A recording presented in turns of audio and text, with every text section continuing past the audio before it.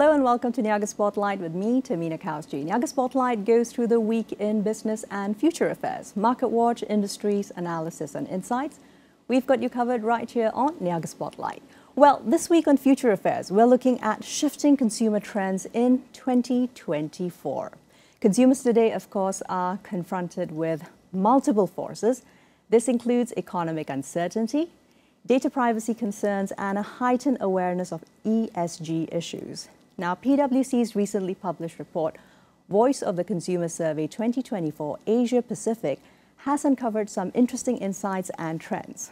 Rakesh Mani, Asia Pacific Consumer Markets Leader with PwC Malaysia, joins me now in the studios to discuss some of these key trends. Rakesh, how are you doing today? Hi, Tamina. Nice to see you. Thank you for having me. Fantastic. So lovely to have you in the studios with us, Rakesh. Can you start off by telling us a little bit about the ethos behind why this Consumer Survey 2024 and why now for Asia Pacific? Sure.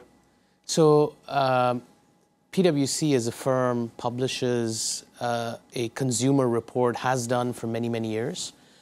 We do it about once a year, and it's a valuable pulse of what consumers are thinking, what they expect to see over the next 6 to 12 months.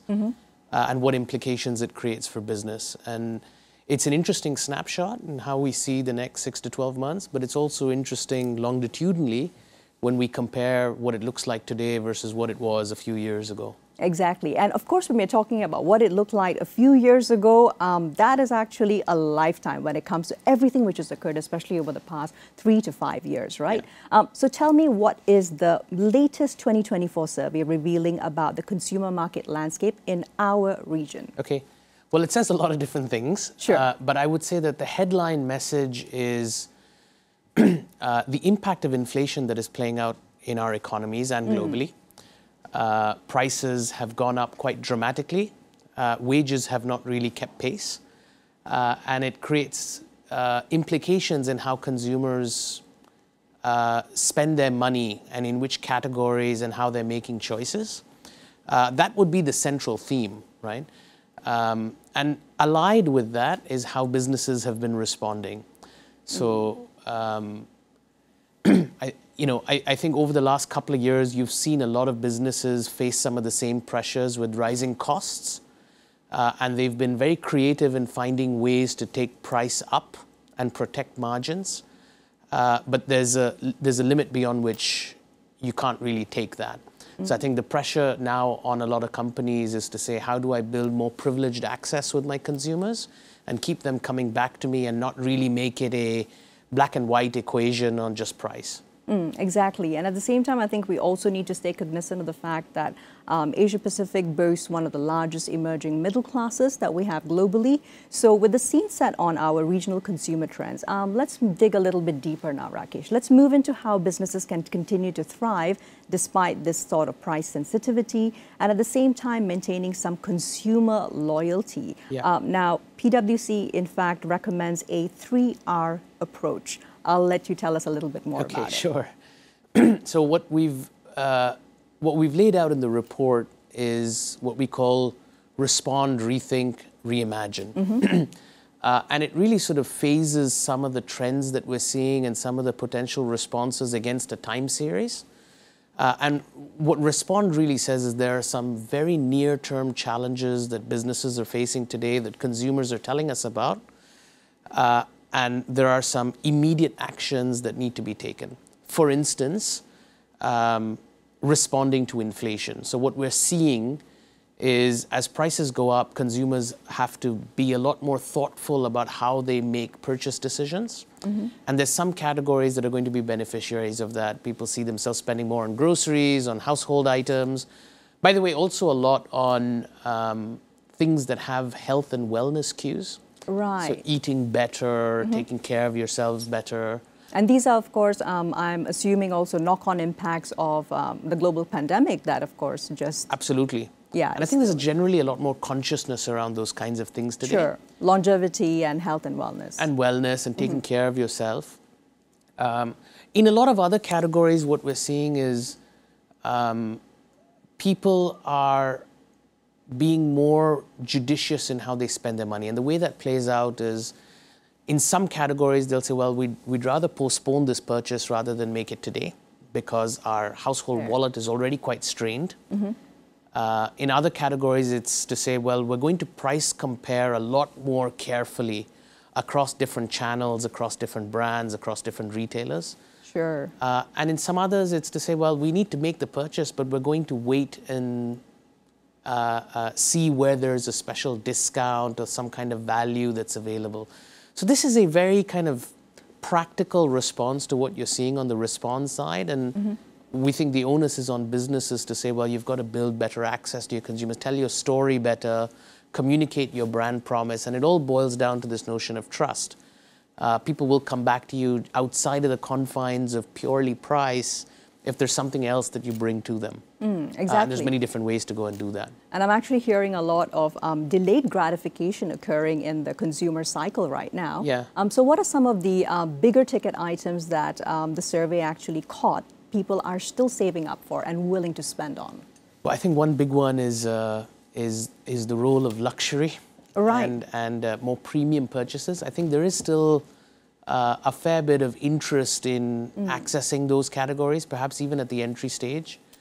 And if you ask the question just evenly, yes, there is some direction towards consumers saying we might see ourselves spending less in those categories over the next 6 to 12 months.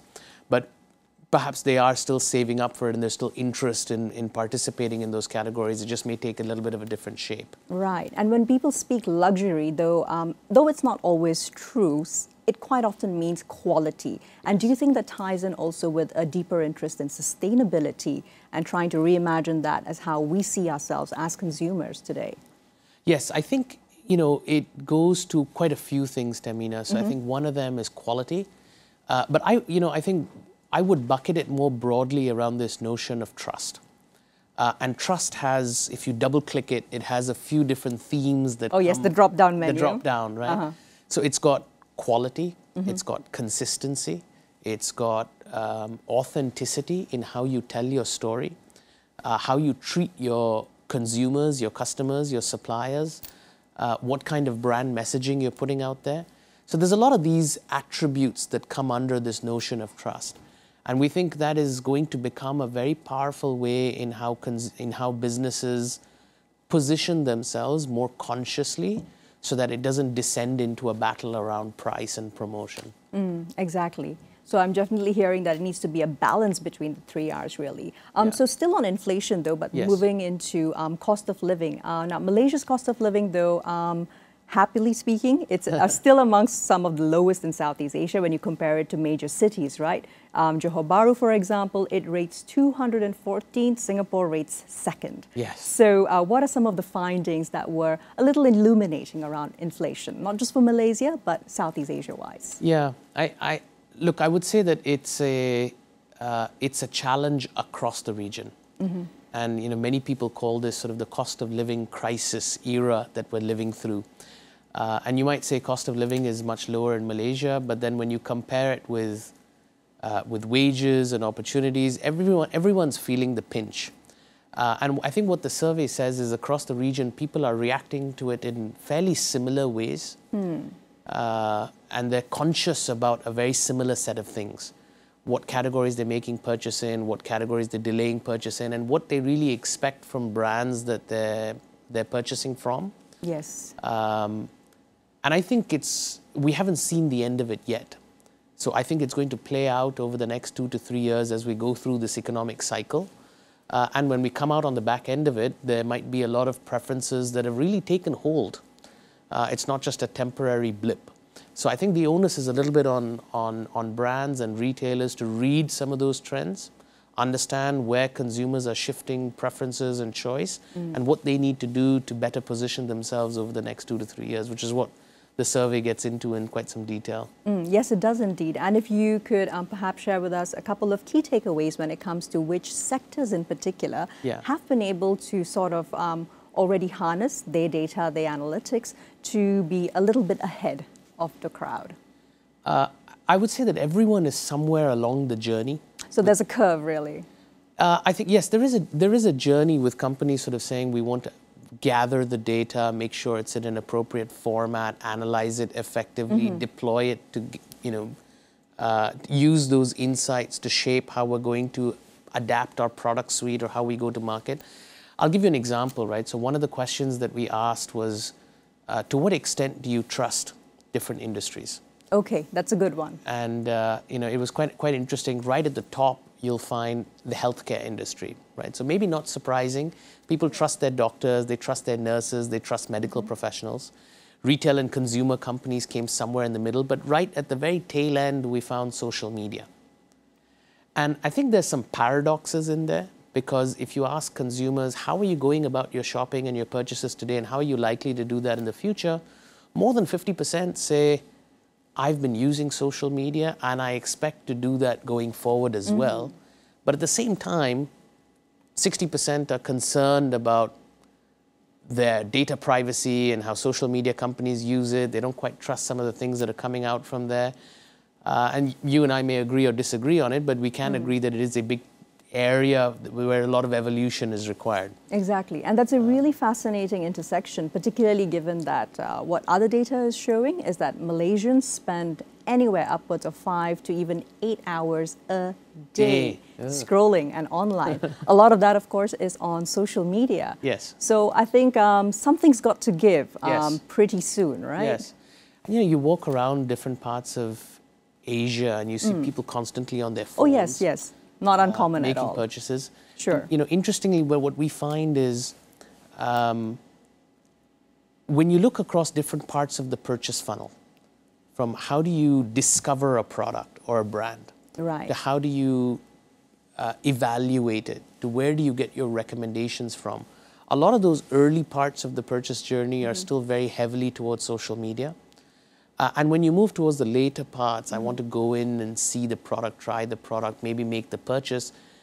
It's still incredible that the in-store experience is hugely important in our part of the world, and people may tend to forget that. So at least 50% of all purchases still sort of people expect to do that within the store. And not just within the store, what they say is in the store, we expect the quality of the exchange with the sales associate to be a big factor in determining what purchase we make and whether we make one at all. Right, and I'll tell you another fascinating trend, and this is just, I'm drawing from social circles and what female shoppers in particular talk about, is that quite often it's about purchasing from brands that you're familiar with, looking for the whatever it is online, but going in-store to try on to minimize returning articles, etc. Minimize returning articles, or frankly, to also just be sure that what you're going to order and receive online is what you actually intended to buy. Quality, etc. Quality, trust. I think those are big factors. And I think then there's also, by the way, the role of influencers, which has seen an explosion in the last 3 to 5 years. It has actually become a profession. And it has, a viable one. And I think what we see with a lot of the brands that we work with is to say, we need to rethink how we use our marketing budgets and where we deploy it. And what we've seen is this incredible shift from very traditional media advertising to more digital channels. Social media, online, the use of influencers, large and small. And it creates a big shift in how measurable some of the insights are, how you gather impressions, and what you're able to understand about some of the consumers making those choices. So you would argue that the ROI on that marketing spend will be a lot more sharp than it used to be. Yes, come the next 18 to 24 months. However, moving on from there into something you'd briefly mentioned, touched upon, let's look at closing the knowledge gap when it comes to, of course, privacy and the use of customer and consumer data. This has, of course, been a huge issue in Malaysia in particular, where we've had, unfortunately, quite a few number of significant data breaches. Is this really influencing how consumers that have been surveyed interact with Gen AI and big tech and data? So I'll separate it into 2 parts, right? Yes, so firstly, on the data side, I think almost every senior executive we talk to today has this at the top of their agenda. So data privacy, cybersecurity, making sure that you protect the data that you have. And I think the mantra there is use it, don't abuse it. So they are interested in harnessing and using a lot of that data to be able to better serve their consumers. Tailoring the right product in the right channel, in the right region requires analysis of data to say, I want to be able to serve my consumers better. And you have that data, you should be able to use it. But at the same time, being careful about how you store it, what you do with it, who has access to it. These are all topics that are becoming a lot more sensitive, not just for brands, but also for consumers. Because the downside impact of having an unfortunate incident like that can be quite severe in how the brand is perceived or how a company is perceived, and you will see that impact play out with how consumers make their choices. Sure. Now, coming to the topic of AI, I think fair to say it's early days still. So I think we see a lot of companies trying out different things with AI and are very excited by the prospect of it. Now, I think the very first step in being able to deploy and use AI effectively within your business is making sure that you have your data in a clean and organized way, maybe transitioned into the cloud, and then you can run all kinds of things on it and use it. But that first step, I think, is we see a lot of companies still going through that with a great deal of urgency, but still going through it. So what I think the survey shows is, in order to get consumers to trust AI and how that's being deployed, I think it's a bit of a journey. So you see consumers willing to rely on AI for a lot more, let's call them lower risk activities. Right, let's put it in one bucket. Let's put that in one bucket. And then there they say, yeah, sure, if I need to price compare across different channels, if I need to consolidate reviews for a product across different marketplaces, I'm okay, I can trust AI to do all of that. Higher value things, getting a legal opinion or a medical opinion, I think those are a lot more sensitive. And I think it's a reflection of where companies and the industry is on their AI journey.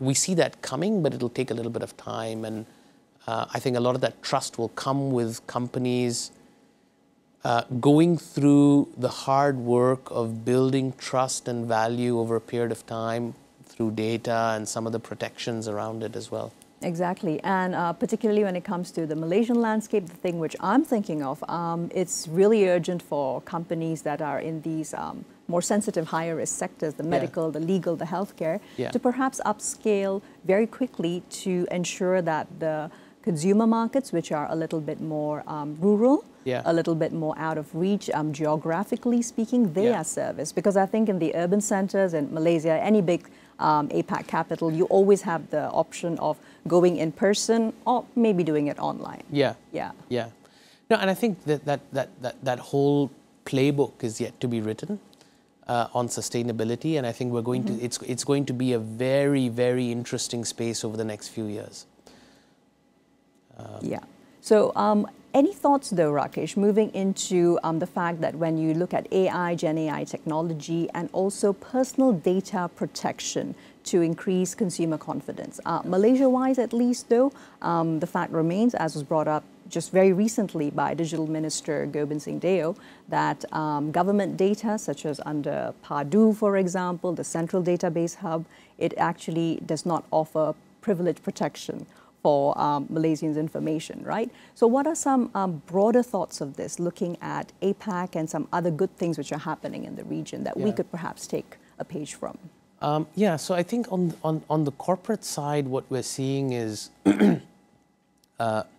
businesses trying to strike this balance between using the data effectively, not just for their own benefit, but for the benefit of consumers, and being very careful in protecting how they use that data. And I would say, I think what the survey tells us is that consumers are also a little bit schizophrenic about it, right? They want, in some cases, they want their data to be used because they expect that brands will use that data to serve them more effectively. That's right. So to give you an example, today a consumer would say, I came in and bought something in your store, and then I tried it on and I decided it wasn't for me, but I gave you my email address.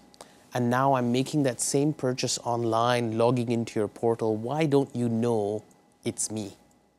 Fair enough.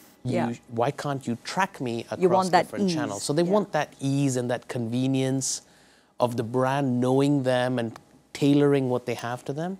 But at the same time, they want to make sure that their data is not abused, right? So I think that comes again with the way we see it evolving is that there's some brands that will, and retailers that will be at the forefront of that, striking that balance effectively.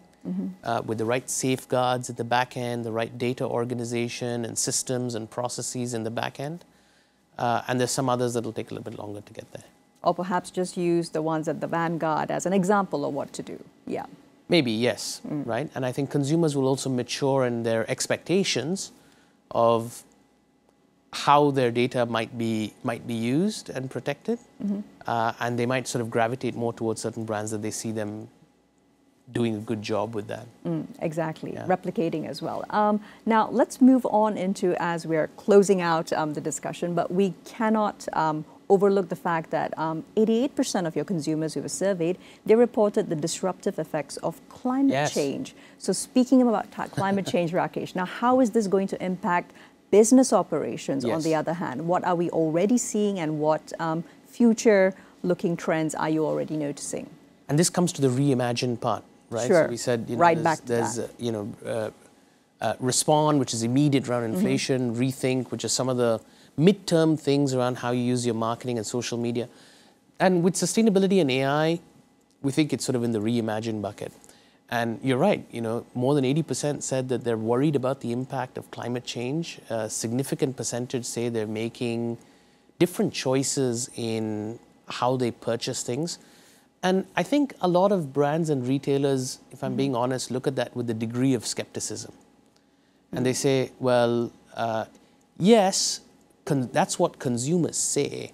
But when they actually go to make the purchase, there's all these other factors that influence their decisions. It could be inflation, it could be macroeconomic volatility, all the other things. But the trend is quite clear. People are making those choices.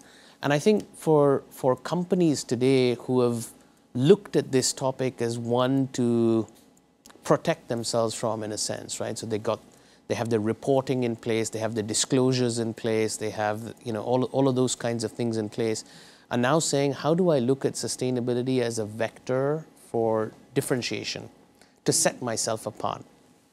Are there some products that I should discontinue? Are there other lines that I should get into? And when you ask consumers, what makes it a sustainable product for you? Exactly. There's a whole host of things. Some may be a little bit more important than others, but eco-friendly packaging, the communication on the label, the stories that come out about the brand. There's a host of things. And I think we're going to see companies gravitate more towards that and try and extract a bit of a sustainability premium on the pricing side for things that really follow those cues and are able to capture the heart and minds of consumers. Sure, and I see that pricing premium, as you really aptly describe it, in process, especially when you're out in any kind of a consumer market these days. Yeah. So moving into some final thoughts, Rakesh, let's look at what are some wider insights around these consumer trends and reactions from leaders, from the leadership side of things, as well as employees within these specific sectors where they're actually having to keep up with the pace of change almost on a quarterly basis. Yes. It's quite dramatic, isn't it? Right? Yes, it is. So we see that with a lot of our clients and within our own business as well. But so I would say on takeaways on the leadership side, I think no exaggeration to say that we're going through very interesting times. And I think as a leader, the challenge right now is to say, well, I need to fight on multiple fronts, right? I need to respond to what is happening to the business today, but I need to devote enough time and attention to reimagine my business for the future. We ran a survey of CEOs earlier in the year, and one of the most jarring statistics that came out of that is, I think almost 40% of chief executives said, if my business continues along the exact same path that it is right now, I don't think the business will be viable in 10 years' time. Very telling. That's a pretty bold statement to make. And I think it throws down the gauntlet for a lot of business leaders to say, you're fighting quarter to quarter, and that's important because there are a set of things like inflation that are going to call for an immediate response. But are you devoting enough time and attention to reimagine the business over the next 10 years? And do you have the people and the talent and the skills in order to be able to do that? And just to close out on the employee side, I think that challenge cascades down. And you Absolutely, say, well, because then you have to respond to this self-awareness, which is actually a good thing. Yeah. But how do you execute? How do you execute? How do you reskill yourself to make yourself relevant to the challenges that need to be fought over the next 5-10 years? So I think, maybe you'll feel a lot more pressure on roles that sort of look into one silo and focus on what you're doing, but do it very well.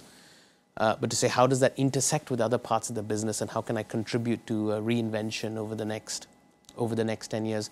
We see that topic of business model reinvention as the central theme that we're going to be talking about over the next 5-10 years. Absolutely. So over the next 5-10 years, but of course beginning with this first 12 to 18 months, right? Absolutely, absolutely. And I think you're going to have to see movement on multiple fronts. Right? But for some of the things, Tamina, that need to be addressed in a decade's time, the seeds need to be sown today. That's right. And you need to get moving on certain things. It's not a flip the switch. Absolutely. So Rakesh, thank you so very much. Thank you for having me. I think this has been a fascinating, in-depth dive into your latest PwC's recently published report, which is, of course, Voice of the Consumer Survey 2024. That's all we have time for today. I'm Tamina Kausji, signing off for Niaga Spotlight. We'll see you again next week. Here's to a productive week ahead. Thank you very much. Right. So we're just in the back.